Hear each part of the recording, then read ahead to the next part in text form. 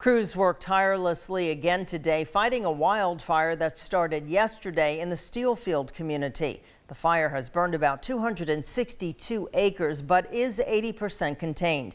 As News 13's Emma Riley tells us, firefighters worked overnight to keep the flames from spreading. Florida Forest Service is still working to put out a fire that began north of Steelfield Road and west of Highway 79. We did have a spot over from the high winds across Highway 79 and started some fires on the east side of the highway.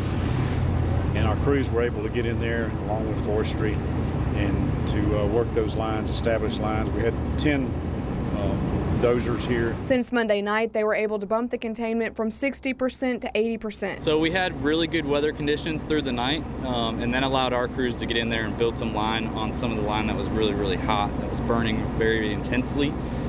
So we were able to, use that to our advantage. We use those nighttime hours where we get the relative humidity recovery. So we have to move all of our crews all around because we're trying to contain those spots as quick as possible so it doesn't start a whole nother fire. Chief of Bay County Emergency Services Brad Monroe says initially there were several fires close to homes, but firefighters were able to quickly put them out. He believes the worst of the wildfire is behind them. We're very optimistic that we have a handle on this.